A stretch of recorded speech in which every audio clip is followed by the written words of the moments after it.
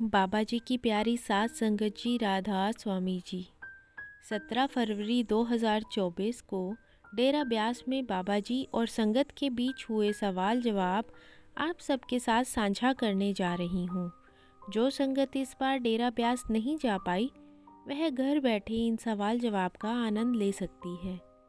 कृपया वीडियो को पूरा देखें और चैनल को सब्सक्राइब ज़रूर करें। एक लड़की कहने लगी कि बाबा जी, मैं कभी ब्यास नहीं आई थी और आज अपने ससुराल वालों के साथ पहली बार ब्यास आई हूँ और मैं आपके सवाल जवाब टीवी पर ही देखे थे। मैं जपजी साहिब का पाठ करती हूँ। मैं हमेशा आपके साथ जुड़ी रहना चाहती हूँ। इसके लिए मुझे क्या करना चाहिए?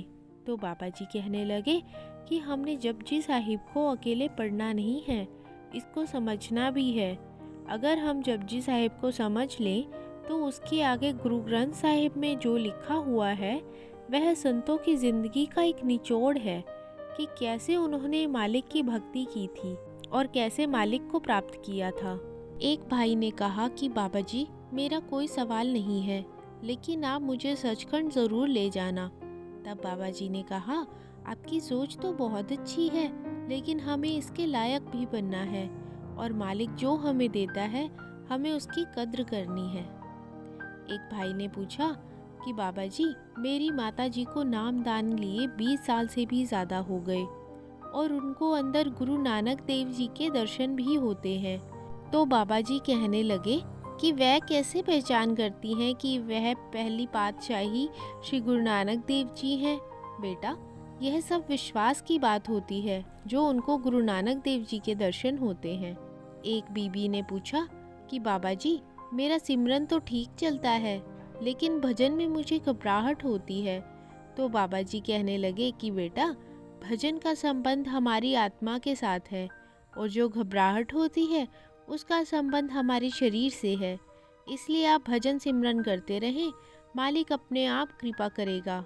फिर इसी बीबी ने पूछा कि बाबा जी, कुछ समय पहले मेरे पति की मृत्यु हो गई थी और उसके बाद मैंने जीवन में बहुत समस्याएं देखी हैं। मुझे तभी बहुत घबराहट होती है। तो बाबा जी ने कहा कि बेटा, हिम्मत रखें, रोज़ सूरज नहीं निकलता और रोज़ बारिश भी नहीं होती।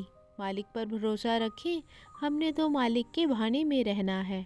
फिर एक भाई बोला कि बाबा जी, मैं अप्रैल में विदेश चला जाऊंगा, लेकिन मुझे नामदान की पर्ची नहीं मिली। अब मैं क्या करूं? क्या विदेश में भी नामदान मिल सकता है? तो बाबा जी कहने लगे कि बेटा, वहाँ पर भी मिल जाता है, लेकिन पहले हमें उसके लायक बनना है। तो फिर इसी लड़के ने पूछा कि बाबा जी, क्या नामदान लेने के लिए किताबें पढ़नी ज़रूरी हैं? तो बाबा जी ने हंसकर कहा कि बेटा, शादी के पहले लड़की के बारे में जानना ज़रूरी है। तो आगे बाबा जी ने उसको समझाया कि बेटा, हमें चाहिए कि हम उसूलों पर चलें और मालिक ने जो दिया है उसकी कद्र करें। एक भाई ने पूछा कि बाबा जी, पर्सनल या प्रोफेशनल नेगेटिविटी से कैसे बचा जाए?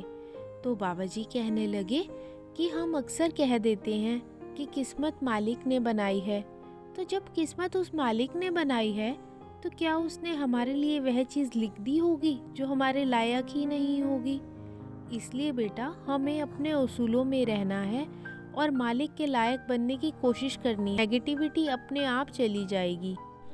एक बीबी ने पूछा कि बाबा जी, जो लोग नॉनवेज खाते हैं उन पर दुख नहीं आते और जो सेवा करते हैं, सत्संग पर जाते हैं, वह हमेशा दुखी रहते हैं, ऐसा क्यों होता है? तो बाबा जी ने कहा कि बेटा, हमारा मकसद है कि इस 84 के चक्कर से निकलना है और इससे निकलने के लिए थोड़े थोड़े दुख मालिक इसलिए देता है कि हम अपने कर्मों का हिसाब पूरा करके उस मालिक से मिल सकें और 84 के जेल खाने से बच जाएं। एक भाई ने कहा कि बाबा जी, मैंने अपने 35 साल पहले खराब कर दिए और एक बार मेरी माताजी मुझे ब्यास लेकर आई थी और मैं बहुत प्रभावित हुआ और मैंने आपसे 5 नाम का भेद लिया। मेरी सब शंकाएं दूर हो गई और अब शब्द प्रकट हो गया है। बाबा जी कहने लगे कि हमने तो उस भजन में लगे रहना है, हमें तो अपनी करनी में लगे रहना है, हमें बस भजन सिमरन पर ध्यान देना है। एक भाई ने सवाल किया कि बाबा जी, मेरी नानी ने हुजूर महाराज जी से नाम लिया हुआ है और वह बहुत बीमार रहती हैं। तो बाबा जी कहने लगे कि बेटा, यह तो उनके कर्म है और थोड़ी सी मुश्किल देकर मालिक उन्हें अपने पास बुलाना चाहता है, तो इसमें क्या दिक्कत है। तो फिर यही लड़का कहने लगा कि बाबा जी, उनके घर वाले उनकी सेवा नहीं करते। तो बाबा जी कहने लगे, अगर वह उनकी सेवा नहीं करते तो वह अपने ऊपर कर्मों का बोझ इकट्ठा कर रहे हैं, क्योंकि इस समय उन्हें सबसे ज़्यादा अपनों की सेवा की ज़रूरत है। एक लड़के ने पूछा कि बाबा जी, कभी कभी हम 4-5 दोस्त बैठते हैं और हंसी मजाक में किसी की बेइज्जती करते हैं, तो क्या इससे भी कर्म बनते हैं। तो बाबा जी कहने लगे कि बेटा, अगर कीचड़ में पत्थर मारेंगे तो कपड़े हमारे ही गंदे होंगे। तो लड़का कहने लगा कि मैं अपने दोस्तों को कैसे समझाऊं। तो बाबा जी कहने लगे कि बेटा, हमें किसी को समझाना नहीं है, बस वहाँ से चुपचाप उठ जाओ। एक भाई बोला कि बाबा जी, आप बहुत कमज़ोर हो गए हो। तो बाबा जी हंसकर कहने लगे कि डॉक्टर तो मुझे कहते हैं आप मोटे हो गए हो, वज़न कम करो। मेरी कमर देखकर तो लड़कियां भी शर्मा जाएंगी। यह सुनकर सारी संगत ज़ोर ज़ोर से हंस पड़ी। एक बीबी ने पूछा कि बाबा जी, मेरी मम्मी की 2 महीने पहले मृत्यु हो गई थी और अब मैं उनके बारे में सोच सोच कर टेंशन में रहती हूँ। तो बाबा जी कहने लगे कि बेटा, मालिक ने सबके लिए पहले से लिखा हुआ है कि किसने कब जाना है। आप अच्छे इंसान बनने की कोशिश करें, मन का बोझ अपने आप हल्का हो जाएगा और भजन सिमरन पर ध्यान दें। एक भाई ने बाबा जी से कहा कि बाबा जी, मैं जो कुछ भी करता हूँ अपना 100% देता हूँ, फिर चाहे रिजल्ट कुछ भी आए, मैं इस बात की चिंता नहीं करता, लेकिन मन घबराता है कि कहीं गलत ना हो जाए। तो बाबा जी कहने लगे कि बेटा, हमें घबराना नहीं है। किसी चीज़ को एक ही दिन में हासिल नहीं किया जा सकता, उसके लिए बहुत मेहनत करनी होती है। मालिक ने जो कुछ दिया है, हमें उसकी कद्र करनी है। किसी बीबी ने पूछा कि नामदान के लिए क्या करें। तो बाबा जी कहने लगे कि बेटा, मौज मेला कर लो। तो बीबी कहने लगी, बाबा जी, मौज मेला तो कर लिया, अब नामदान चाहिए। तो बाबा जी कहने लगे कि बेटा, अच्छे इंसान बनो, परमार्थ के रास्ते पर चलना शुरू कर दो, अपने आप नामदान के लायक बन जाओगे। एक भाई ने पूछा कि बाबा जी, अच्छे इंसान में क्या गुण होने चाहिए। बाबा जी कहते हैं कि बेटा, मालिक के भाने में रहें और जो दिया है उसकी कद्र करें, पीछे जो कर दिया उसको मुड़कर ना देखें और आगे की सोचें। एक बीबी ने किसान आंदोलन पर बाबा जी से पूछा कि बाबा जी, किसानों का हक क्यों दबाया जाता है। तो बाबा जी कहने लगे कि बेटा, यह तो शुरू से चलता आ रहा है, अमीर गरीब का हक तो दबाता है।